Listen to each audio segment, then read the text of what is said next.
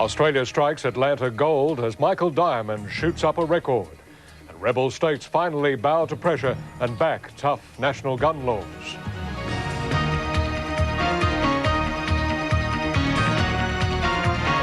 From National 9 News, this is Nightline with Jim Whaley. Good evening. Australia won its first gold medal in Atlanta today. 24-year-old trap shooter Michael Diamond from Goulburn in New South Wales, outgunning two hotshot American rivals.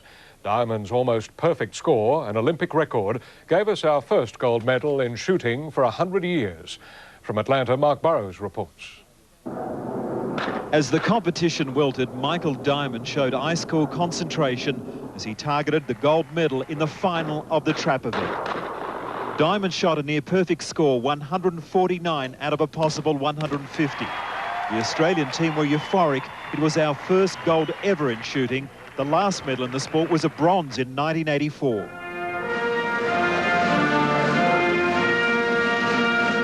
Outside the venue, he said he hoped his win would help portray shooters in a better light. Hopefully it'll change a lot, gun laws and everything. But for now, the shooter, who trains only once a month, is just savouring his win.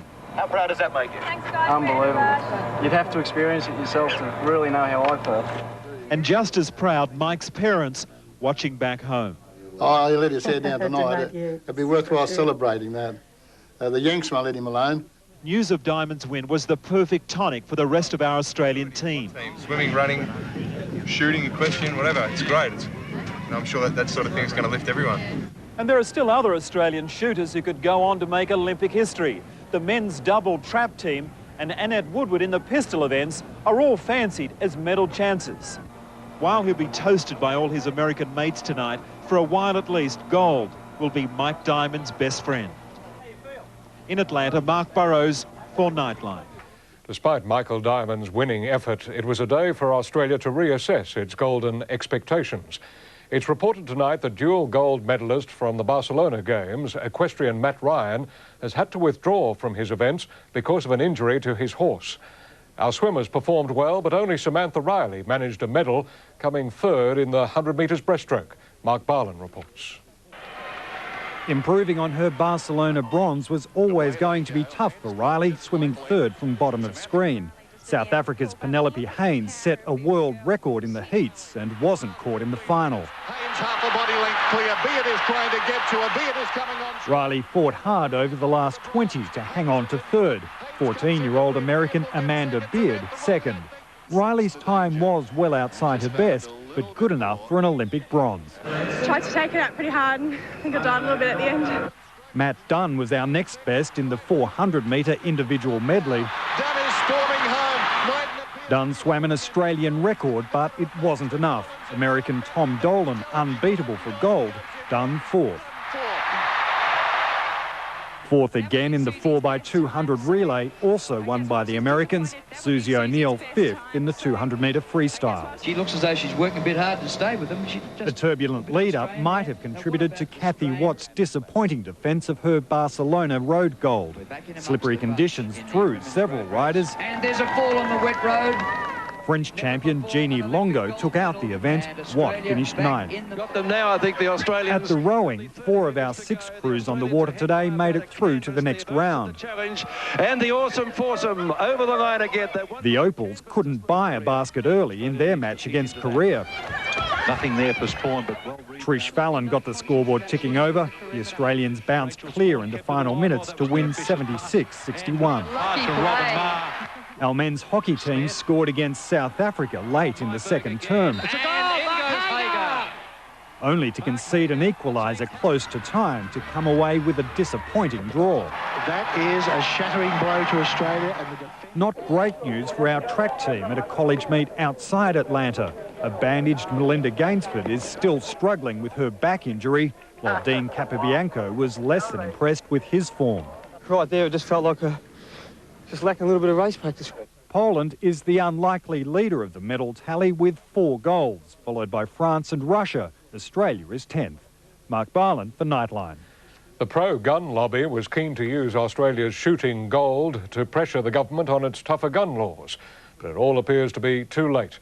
with the last of the holdout states today falling into line on the reforms. From Canberra, Laurie Wilson reports. It was John Howard's threat of a referendum which finally saw the states relent on gun laws. Western Australia, the last to give grudging agreement. The threat of a referendum, quite frankly, is childish. I think it belittles a Prime Minister's position in the community. While the Prime Minister welcomed the decision, he chose to ignore the acrimony, publicly at least. The mood was similar in Queensland. Premier Rob Borbidge acknowledging he faced considerable backbench dissent. A lot of us are unhappy with aspects of the legislation. I mean, it is imperfect legislation, but it's the best that we've been able to negotiate. We have allowed good policy to be overtaken by consideration of politics and public perception. The Northern Territory Chief Minister says he's written to Mr Howard to tell him as much. I am not confident that we will now get the level of compliance that we were looking for.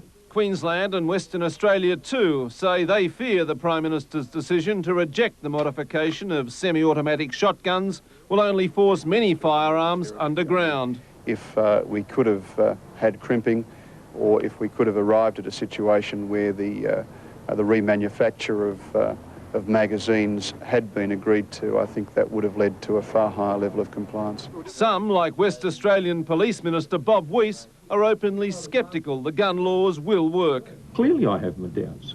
One thing all sides do agree on, a referendum would only deepen the divisions. We couldn't force Queenslanders or anyone else into a referendum. It would have been stupid. Laurie Wilson reporting for Nightline. Some twisted minds have been at work during a break-in at a Brisbane high school. Animals reared by the school have been found slaughtered in what might have been an occult ritual. Principal Karen Hart found 2 mutilated lambs in classrooms this morning. Staff found another 17 slaughtered animals in the school's agricultural section. Only a very sick mind could actually do something like that, in my opinion. It was horrific. We've lost 12 geese, 1 ram, 2 lambs and 4 goats. She says the animals were all hand-reared pets and were being prepared by students for the Brisbane exhibition. Police say there would have been at least 3, probably more people involved to catch the animals and commit the atrocities on them. The killers scaled a back fence and used rocks, sticks and garden tools to kill their victims. It appears that most of the animals were tortured in some way. However, a lot of the animals were also just simply killed. The killers scrawled satanic slogans and symbols in blood. There's been 5 similar attacks at the school at the same time of the year, beginning with this raid in 1990. Steve Marshall for Nightline. After the break, the search for the elusive flight recorders from the TWA Jumbo and the young Australian sailor battling his way single-handed around the world.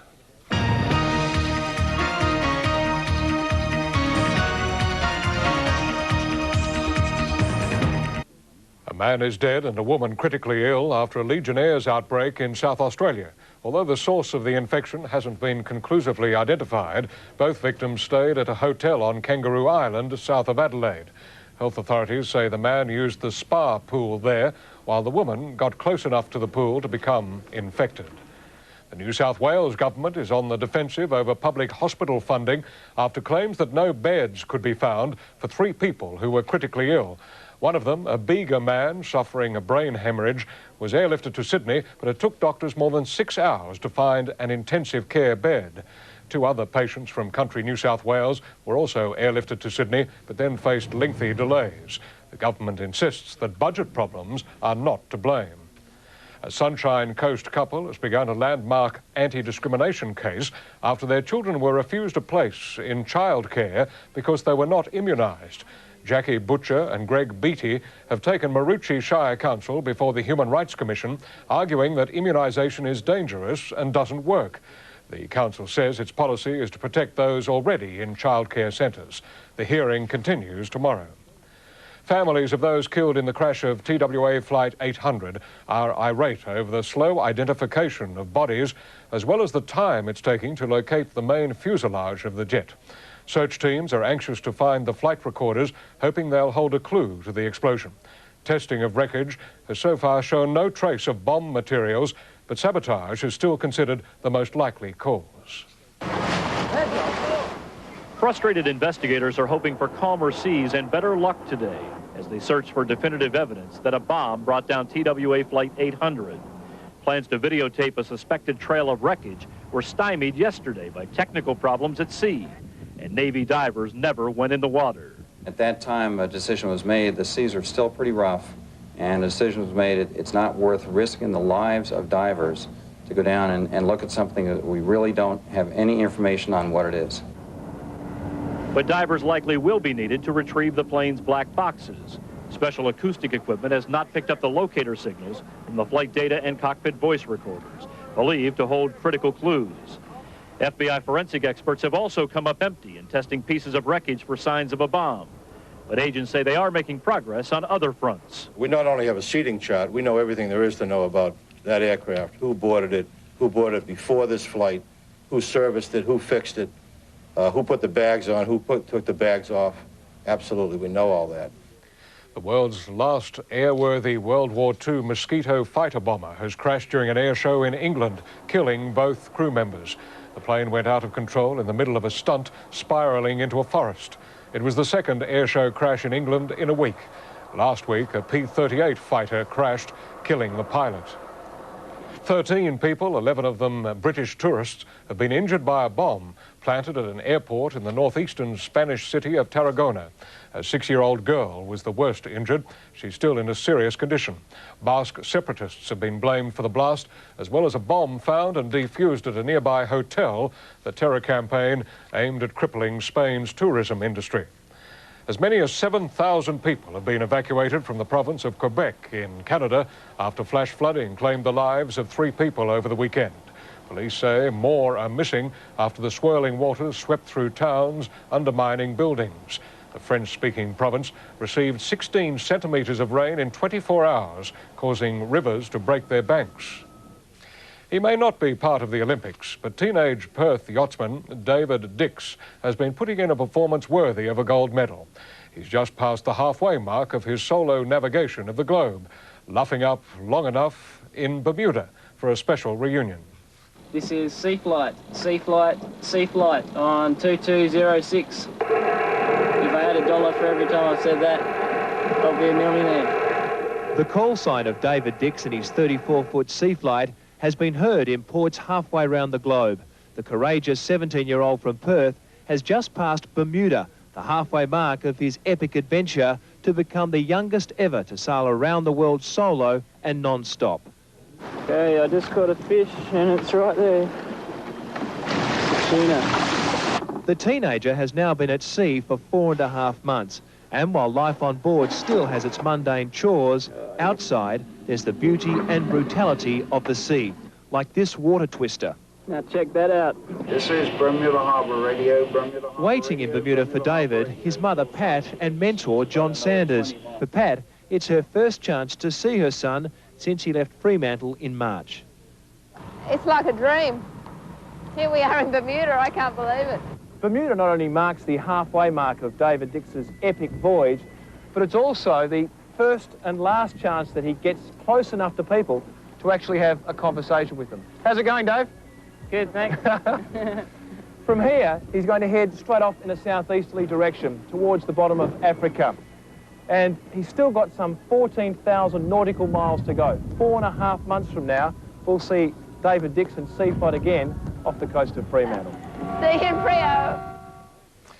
Cricket commentator Alan McGilvray was farewelled today. Friends, relatives and many of the game's notables attending a memorial service in Sydney.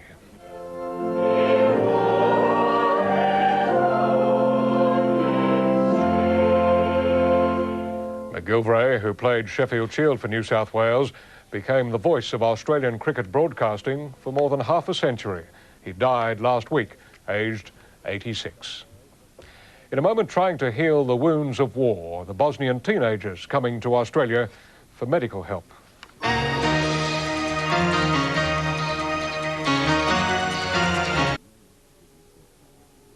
During 4 years of war, Bosnia was a place of death and heartbreak. But despite a peace, tenuous as it might be, the suffering for many has continued. For 2 badly injured teenagers, though, life is taking a turn for the better, thanks to an Australian nurse working with refugees in Bosnia. The pair arrived in Australia tonight for some overdue medical care. The battered remains of the old city of Mostar, scene of some of the worst fighting in the long and bloody Bosnian conflict. Two of the walking wounded to emerge from the rubble, Elvis Spahic and Adis Yahic, both 14, both suffering from the same tragic injury. Grenade came in front of my house and I lost my legs right away. I was in a house and grenade came and then I was injured. Both boys have been given an artificial leg, which at best could be described as temporary. Now they are bound for urgent medical care in Australia, thanks to Aussie aid worker Moira Kelly. To be able to bring some kids from here and give them a chance at life, I mean, we can't change the situation here at the moment, but we can give them a quality of life with health care that we in Australia and America, we all just take that for granted. Moira has worked among the refugees of Bosnia for the past 2 years. Much of her time spent in what's termed the railway camp on the Croatian-Bosnian border. Here she helps ease the suffering of some 250 Croatian refugees driven from their homes during the years of fighting. This camp had no hot water for 3 years. It had no flush toilets. It had no ventilation and there was no real public kitchen there for people to eat. All those are now in place, Moira turning her attention to the children who have suffered in silence. Maybe this is a bit different. It's not in the crisis of the war, it's in the crisis of children's lives who have lived through the war. So it's a different sort of crisis. 2 young Muslims to benefit, only too pleased to be heading down under. I'm happy because I think that my prosthesis will be much better than this one here I got now. I can get new prostheses there and I hope that I'll feel much better. Elvis and Addis are the first refugees to leave from this devastated region bound for Australia. But if one determined aid worker has her way, they will certainly not be the last. Moira Kelly has every intention of sending many more Bosnian children down under for urgent medical care and a long overdue change of scenery. Where there's a will, there's a way. So it will happen, I'm sure, you know. I've just got to probably sell it a bit and realise this is true, this is happening, and it can be done. Elvis and Addis's trip has been sponsored by the Rotary Club and the Salvation Army. Their long journey ended in Melbourne a short time ago. Ahead lies several weeks of surgery and physiotherapy. Australia helping to right 2 of the many wrongs of the Bosnian War. In Bosnia, Mark Ferguson for Nightline. And still to come on Nightline, the finance and weather, and Eddie Maguire's sport. And Eddie, a courageous win for Tom Lehman at the British Open. Certainly was, Jim. The American held on well to snare his first major. Also tonight, the AFL Tribunal and the top-of-the-table league clash.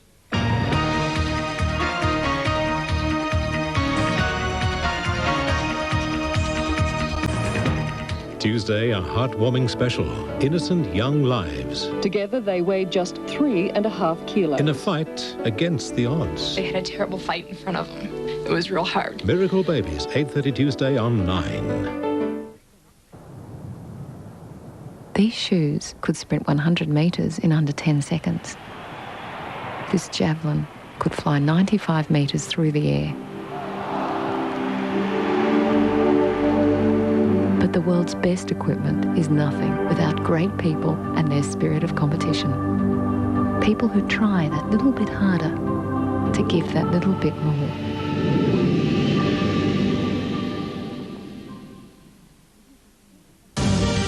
The man who murdered my daughter is free. What are you gonna do? Shoot me? Audiences are experiencing the emotion. Like it or not, he's got rights. What about my daughter's rights? Critics are debating the issue. Do you believe in the death penalty?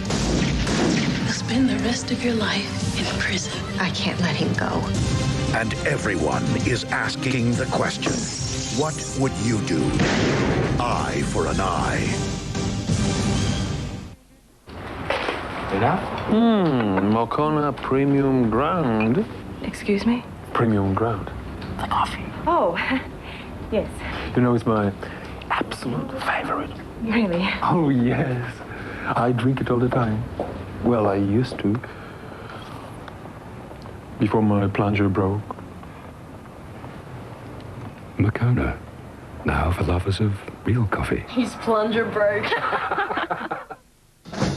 see it on the big screen with a Gold Star 68cm stereo TV. Truscott's small price, $1,398. Truscott Hi-Fi, Adelaide's lowest prices with 12 months interest-free terms. I'm a mum, and just like my mum, I know how to give fast, effective relief for a bad cough. Benadryl, the cough medicine trusted by more Australians than any other. It works for me. Benadryl puts a cough to rest. Good evening. It was the top two teams going head-to-head in tonight's big league clash at the Sydney Football Stadium. Sydney City were keen to prove themselves worthy premiership contenders, but Manly turned on a dominant display in front of 38,000 spectators, running in 5-1. With just 2 points separating Manly and Sydney City on the table, it was always going to be a test of strength. Manly made the early breakthrough after costly mistakes by the Roosters. The flags are up. The Sea Eagles then showed their class, repelling repeated attacks with bruising defence. With Lamb, oh, how close! 26 minutes into the game and Manly found a hole. Danny Moore crossing for the first try. Sydney City then turned defence into attack. Jorgensen's into space! Brad Fittler's kick wrong-footed the opposition and Matt Singh was there to pounce. With the half-time score at 10-6, Manly quickly stretched their lead. Terry Hill giving the Roosters the runaround to score in the corner. Daniel Gardner added to Manly's score and Sydney City's troubles. He puts it over! A rigged bomb set up Manly's fourth try as Mark Carroll jumped on the loose ball. Up they go, and down they come, not forced yet, forced now, try! Briggs added insult to injury when he crossed for Manly's fifth to set the Sea Eagles up as clear premiership favourites with a 34-6 win. Chris Castellari for Nightline. In AFL news, Richmond coach Robert Walls, Tiger runner Rod O'Reilly and Melbourne player Darren Cowell have all been found guilty tonight of misconduct by the AFL Tribunal. After a clash between Cowell and Richmond opponent Chris Nash, the tribunal heard Richmond runner O'Reilly yelled at his players to seek retribution against Cowell and then spoke in a threatening and intimidating fashion. His season as club runner over, suspended until September 30. Cowell was found guilty of chesting Tiger coach Robert Walls. He was fined $1,500. Walls, guilty of intimidating comments to Cowell, was fined $5,000. Both have 14 days to pay their fines. And in other news, Sydney's Greg Stafford and Adelaide's David Pittman will face wrestling charges on Wednesday night. Geelong Brownlow medalist Paul Couch faces a striking charge after being cited today. In rugby, there are major fitness worries for the Wallabies as they prepare for Saturday's Tri-Series match against the All Blacks at Ballymore. Centre Tim Horan is suffering from tonsillitis. Flanker David Wilson has an ankle injury, while prop Dan Crowley looks likely to miss the game due to a broken toe. To golf now, and America's Tom Lehman has won the British Open, holding off a pack that chipped away at his 6-shot overnight lead. Lehman, who won a battle against cancer in 1994, beat Ernie Els and Mark McCumber by 2 strokes. Greg Norman was the best of the Aussies.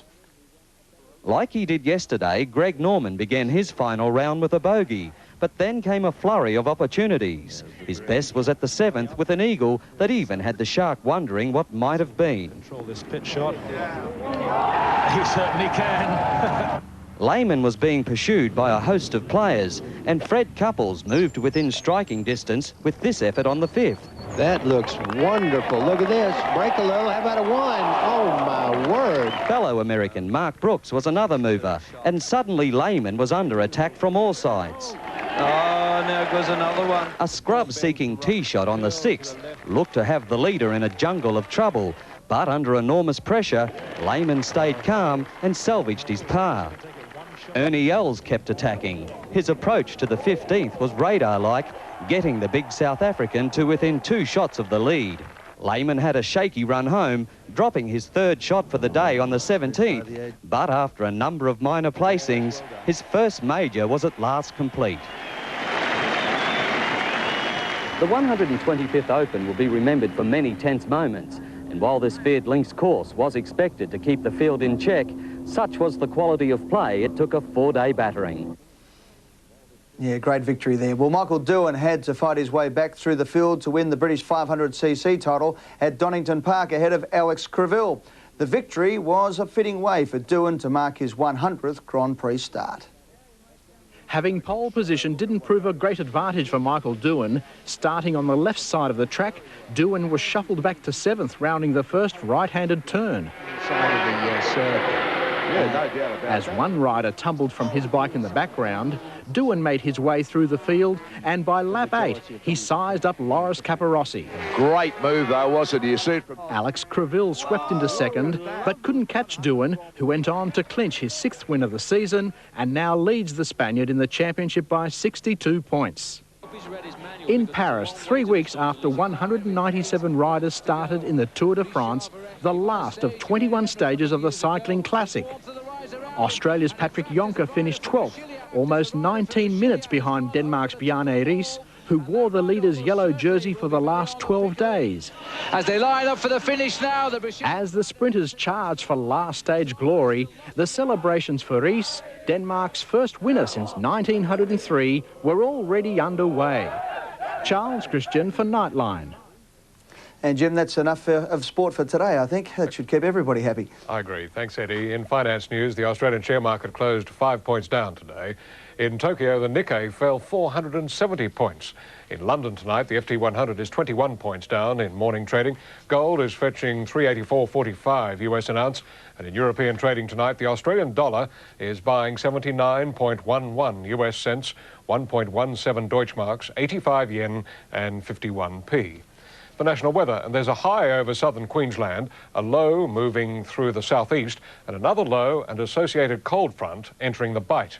The forecast's fine for Brisbane and Darwin, fine also in Sydney and Hobart, rain for Melbourne, some late showers in Canberra and Adelaide, and showers increasing for Perth tomorrow. That's the news this Monday night from all of us here at Nightline. Good night.